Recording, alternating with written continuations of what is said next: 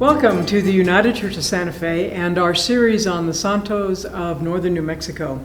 Throughout the years, the United Church of Santa Fe, which is rooted in the New England congregational tradition, has been collecting art from Spanish colonial market as a way of helping to educate, primarily at this point on August 11th, 2000 and August 10th, 2022, helping to educate this congregation about the fact that people have been praying in northern New Mexico for a lot longer than Anglo-Protestants have been here. All the way back to include indigenous peoples, Tewa, Tiwa, Kersa, and Dene, as well as others, and also for the last number of centuries, Hispanic, Catholics, and others of different traditions. And so here in northern New Mexico, the faith was kept alive, the Christian faith was kept alive by Santeros, by people who made boltos and retablos and other forms of religious sacred art when no priests were coming up from Mexico other than maybe once every 6 months to marry and bury. But throughout that whole history of time, the tradition of Santeros has been passed down from one generation to the next. And so today we welcome Juanito Jimenez, who is a very, very good friend of this congregation and also one of the most widely respected Santeros of northern New Mexico. And without any further ado, I'm going to turn it over to you, Juanito, and step out of the frame. Okay, well, thank you so much for the kind words. When you look about at Santero art, you go back into the realm of time of what prevailed here in northern New Mexico. And, I sometimes think of certain dates that have an impact on the history of Santos here in New Mexico. We look at 1598. I'm going to go through a little bit of history here. Juan de Onate, on the banks of the Rio Grande River near El Paso, claims this land for the sovereignty of Spain. So they began their trek down into northern New Mexico, and things began to change. Sometimes I look upon history itself as a dilemma of what happened here in the Southwest, especially to the indigenous people. 1609, settlement of San Gabriel was founded. That's an important date. 1680, the revolt, the Pueblo Revolt. 1692, de Vargas comes back into New Spain. And things began to really change then. The Franciscan friars see this place as it's a very hostile land. She becomes the stepchild of Spain, this area. There are no riches to be found. So the Franciscan friars, there's one Franciscan friar by the name of Franciscan Friar B and C, and they began to do religious paintings on hide. And eventually they take in the indigenous people and teach them how to do it. And as time goes on, as the period of time goes on, we go to 1821. This area wins their freedom from Spain. Okay, so, things are rapidly changing here. And then 1849, General Kearny comes through here. Then the Santa Fe Trail opens up. So all this is changing here in New Spain. And the only thing that keeps people together here, because look upon New Mexico as a stepchild. There are no riches to be found here. Life is hard. And the only thing that keeps people together is their religion, Catholicism. And the impact of Santos becomes a reality here.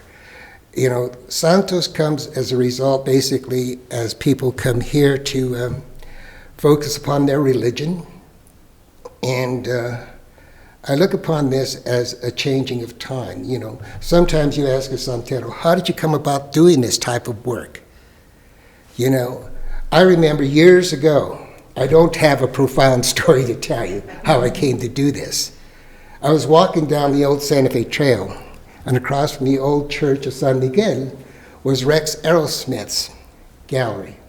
I happened to look in the window on a cold winter day, and we were on Christmas break. I was a teacher in the Santa Fe Public Schools, and I looked at this Santo, and I said, wow, it just captured my eye.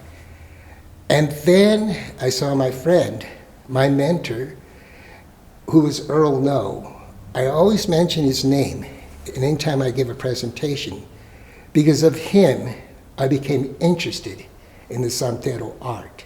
He took me to the site that day, I remember, and I was probably about 27 years old, grabbed me by my elbow, and he says, "John, you need to start doing this." And of course, I myself, just being kind of a renegade, I said, "Why?"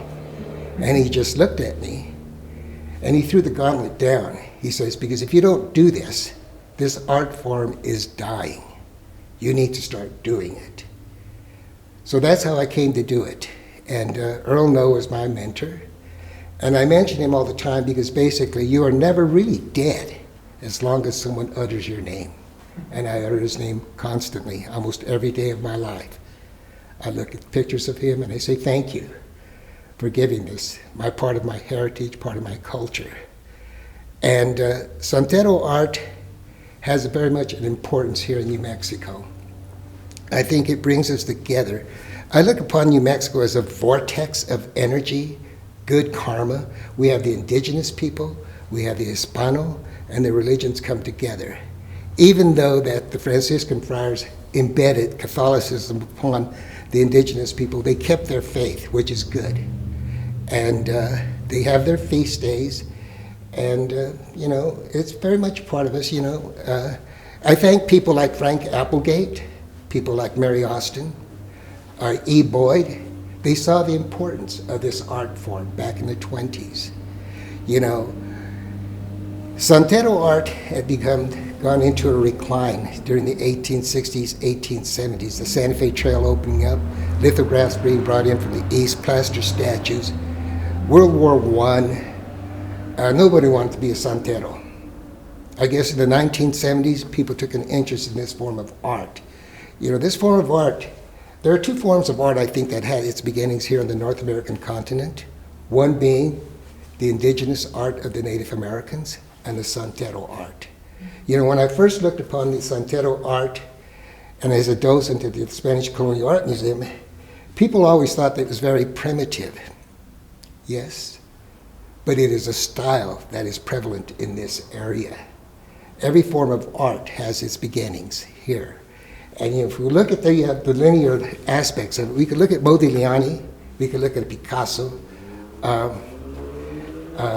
you can see that linear line.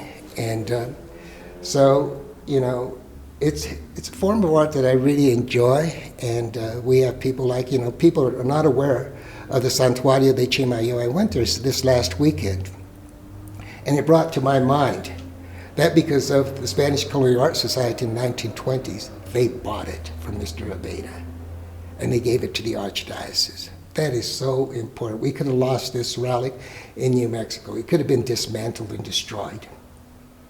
And they turned it over to the Archdiocese. And I don't know if that's a good thing or a bad thing, but it's been saved. And it's become the Lourdes of the Southwest. Many times I look upon art as itself. I remember, art has, we look at St. Anthony. He's one of my favorites, being the fact is that you ask him for special favors. Sometimes you ask him for, like, find me health, find me wealth, and find me a good wife. He helps you find these lost things. And if he doesn't answer your prayers, people usually, in the old days, they would turn his back and put him in the corner. He didn't do it. We have saints like San Isidro for good agriculture. And, there's a direct tie with San Isidro here in Santa Fe. He worked on the estate of the De Vargas family back in Spain. His wife was also canonized as part of the church as saints. So there's a direct tie with him there. And sometimes, we look upon the Santeros, life was so hard here. Like I say, we were forgotten people here. So when we do a retablo, basically we use wood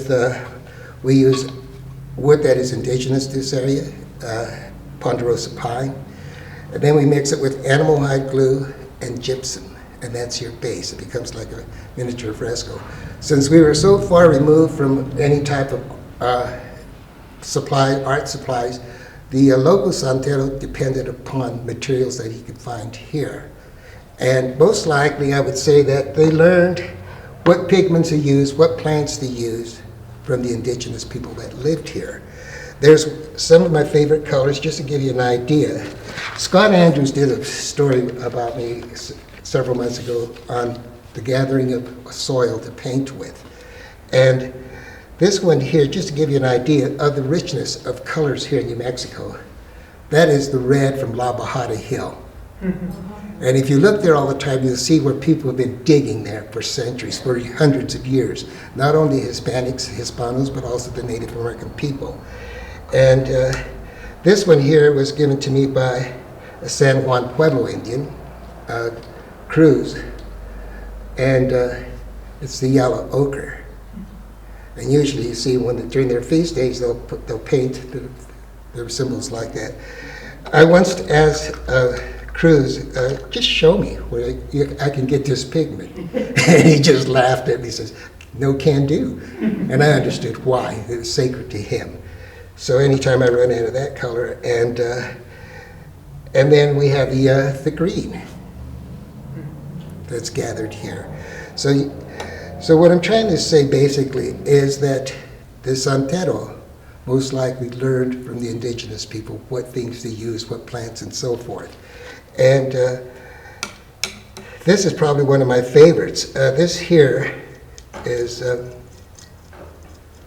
Sienna from Florence, Italy. My friend Bill Garr brought that from me. Same area that Michelangelo used. So, what I'm trying to say is that, every cultural group has used what's available to them. And usually we find the rocks can be grinded down and made into pigments. So, in Spanish we have a saying that, de nada puedo hacer mucho. Out of nothing you can make a lot. And that was, so the artisan here in New Mexico had to rely on materials like this. Sometimes we say, well, I remember, so the art is so primitive. Keep in mind, the type of art that was occurring in South America was very, very outstanding. It was to be noticed and so forth. This was a style that developed here. We have men like Rafael Aragon, Jose Aragon, Benito Ortega, and most important of all, a direct tie that I have with one Santero, Jose de Gracio Gonzalez. He came up from Sonora, Mexico, and the decline of the Santero art in 1870 had begun. Santa Fe Trail, Kearney, all this occurring.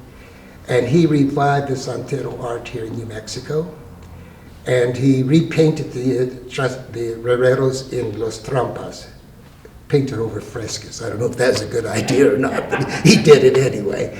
And he made his living as an artist. He moved from New Mexico and went with Felipe Baca and Rafael Chacon. Felipe Baca was the founder of our city in Trinidad, Colorado. Rafael Chacon was a soldier here in New Mexico, a man of honor. If you ever want to read a great book about Rafael Chacon, read his book, A Man of Honor. And Jose de Gracio Gonzalez moved to Trinidad and made a living as a Santero. Unbelievable. I did some research on him, and he made an impact there. He had a carriage house, he had a house. So this was a man of means that he was making a living as a Santero. And during the period of saint making, most of these artists traveled from village to village creating these images for families. And these images became very much a part of the family. Like if you were asking for certain prayers at one time, you probably burned a candle in front of the retablo, and if it got scorched, you got the ashes and blessed yourself with it. Trying to get that connection with that santo. Sometimes, I've been very, very fortunate that I've been able to do this form of art. Years ago, about 5, 6 years ago, I like to make social comments with my art of the dilemma that's occurring here in the Southwest. the Good Samaritans out of Arizona and New Mexico, my good friend Ted Martinez. I went with him several times down to Tucson and into the Sonoran Desert, and they would gather these plastic bottles that dealt with the migrants coming here to trying to find employment, and they were discarded. And one time he asked me, what can we do with this? And I said, we can use it as a fundraiser for the Good Samaritans. So I thought it was a great idea. We started paying maybe 20 jugs, then it was 50, then 100. It became a job, but it was fun. And then with that, I did a Our Lady of Refuge. She holds the barbed wire going through South America, parts of Europe and so forth, the Middle East, of the problems that are occurring. So, there's not only problems here in the Southwest that we deal with, but all over the world. And, we call this was called a bottle without papers. We all have to have papers to come to the United States. This is a bottle without papers. So, we enjoyed this. Some of you belong to the parish here, the congregation. Sometimes just read what's on these. Other things like here's St. Anthony, who I love dearly. My son is named after St. Anthony. When we were first building our home in Santa Fe, New Mexico, my wife worked at St. John's College, and there was Kathy Stack, who was one of the workers there. She says, well, pray to St. Anthony and something good will happen. You will strike water. Well, being on a teacher's salary, we started drilling for the well. We thought we were going to hit a dry hole. And so Kathy asked us, where do you have St. Anthony? I said, well, we have him away from where they're drilling the well. So he's facing towards the well to where Mr. Crocker is drilling. And sure enough, he found this water. So, he helps you find lost things. And we built a capilla 4 or 5 years ago at our residence, and Talitha blessed it for us. And it's named the Capilla de San Antonio. So, we always give thanks. And that's the other one that I really, really enjoyed doing was the 7 last words. And Father, forgive them, for they do not know what they do, the first one. And this became a form of meditation for me as I was doing it. And woman, behold thy son, son, behold thy mother, going down. And this day you will be in heaven with me. I thirst. It just becomes a reflection of meditation, the 7 last words. And it's we look at it, and there's just images there, leaves and so forth, and it's all symbolic to me. One of my favorite santos is San Francisco de Assisi, and this one was acquired by the church, by the parish, this last Spanish market. And I did St. Francis basically to show him as a young man, because he was young when he broke away from his riches and disowned his family. And I put him in a barren area with flowers and birds only, and the landscape is bare. So hopefully to me that represents that there is growth, spirituality will grow within that environment. And so St. Francis there is very, very important to me. And then this one, we always see St. Francis with just the animals on the earth. This time I put him in the ocean. And that was one of my favorites, and belongs to the parish here.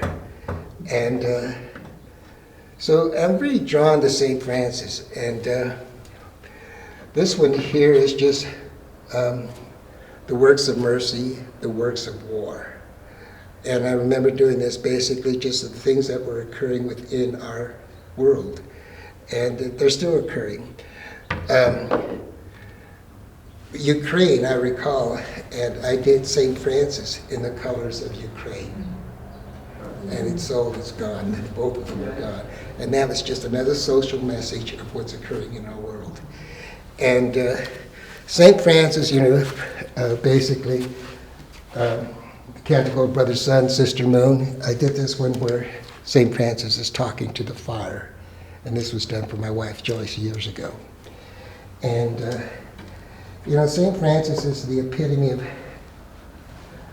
of all saints found here, especially because he's so identifiable with people.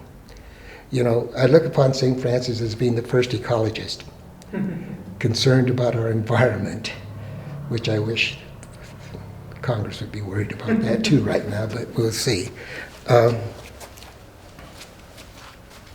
Here's one of, there are different variations of Mary. There's Nuestra Señora de Soledad, Our Lady of Solitude. And there was one that I did a Kateri here, a large Kateri, if I recall. Yes, well, not a large one, yes. Right, with standing on a turtle. She's another one of my favorites. She's one of the North American saints. Right, North American saint. And this is one, she's never been canonized by the church, but I am fascinated with Julian of Norwich. All shall be well, all manner of things shall be well. And usually this becomes my mantra for myself when things are not going too good. And then this is a replica of Rafael Aragon's Padre de Dios. And this one here is just the Cristo. This one was done all in soil. And it becomes very, very soft. And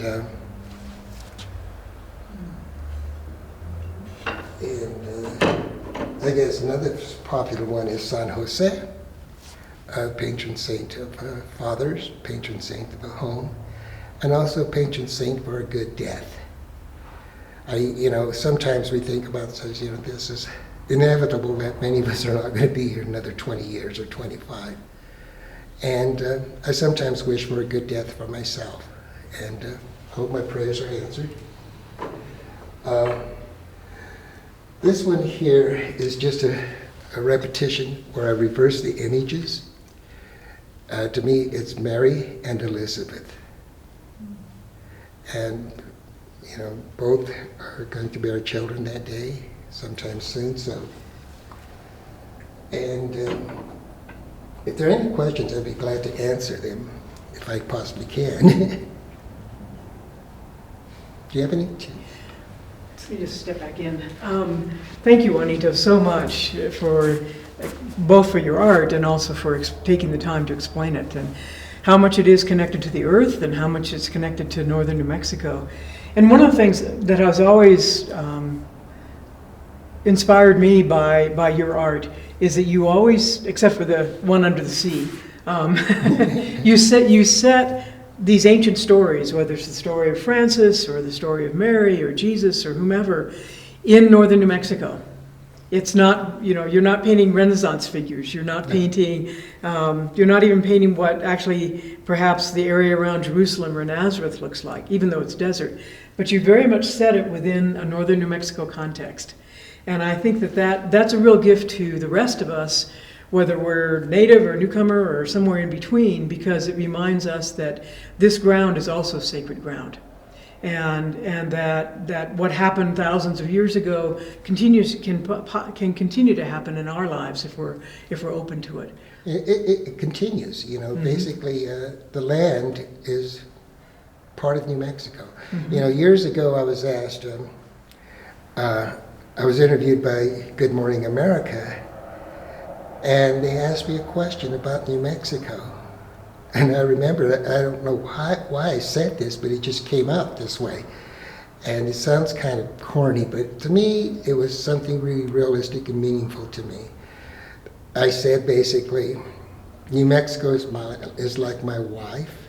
I hope she never leaves me. This is the way I feel about New Mexico.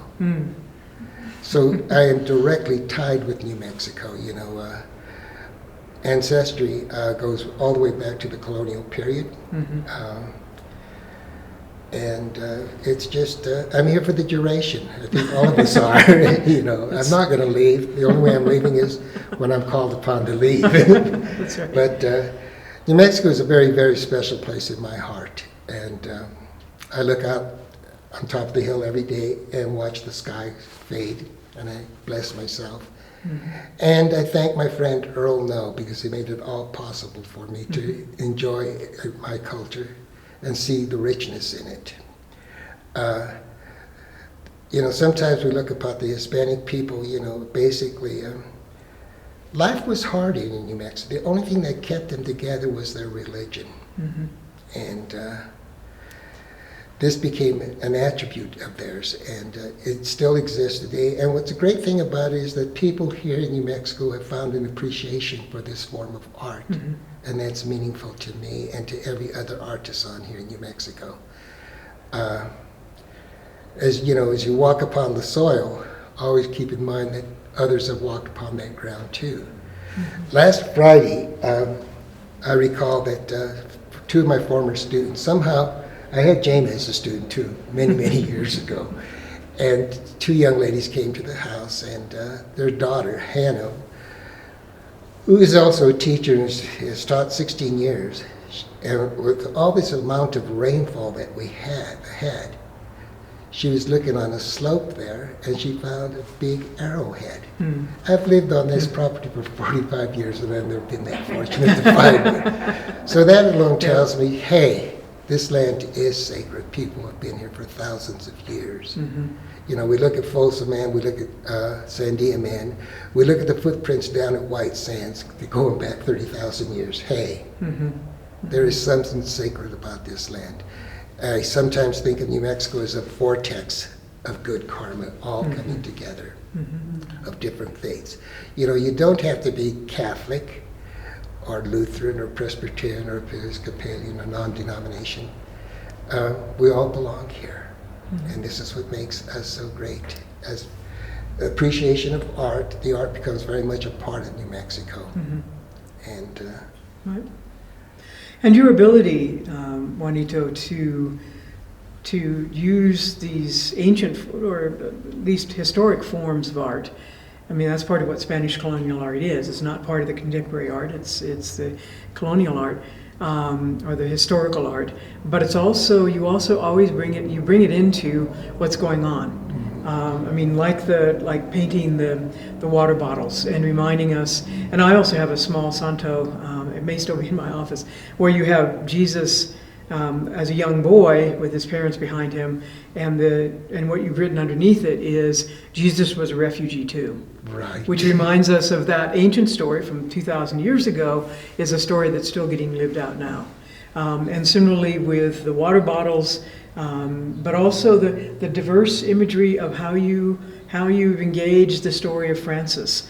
Both in terms of being, yes, he was very much a young man. He was probably only in his 20s when all of that was happening. But also, as you said, he's not just he's the patron saint not just of what lives above land, mm-hmm. but also what's down in the sea. The interesting thing about the young St. Francis there, when I was painting that, he had a beard. Yep, you told me I that. I told Talitha that, and I says, no, he's got to be young. So he became a young St. Francis. So you sometimes change the image, and mm-hmm. Mm-hmm. In the midst of a painting, And then this other one, which I think we got just about 3 or 4 years ago. I think it was the year before the pandemic hit, where you talk about the works of mercy: feed the hungry, clothe the naked, give drink to the thirsty, etc. And then the works of war: destroy crops, mm-hmm. Destroy land, seize food supplies, destroys homes. Long before the invasion of Ukraine happened, for sure, but it still is relevant. But as you and I also talked, or you, Joyce, and I talked a few weeks ago, I think it was 4th of July, talked about the fact that Francis, one of the understandings of Francis of Assisi that I've come to in the last few years is that he was also a prisoner of war who suffered from PTSD. Mm-hmm. And so, and that also puts a whole new light on who Francis was and why he did what he did. But that long before we had our conversation, you had juxtaposed mercy and war in your characterization of Francis. Sometimes Saint Christopher, mm-hmm. did he exist? You know, the church said that he's been defrocked. He's no longer a saint, supposedly. But, you know, St. Christopher to me. You know, Right. I still look upon him as helping me on my travels. That's right. That's right. I take any bit of help that I can find. That's right. Yeah, that's I want right. to cover all the bases. And, That's right. That's right. You know, this one here, Santa Rosa de Lima. Mm-hmm.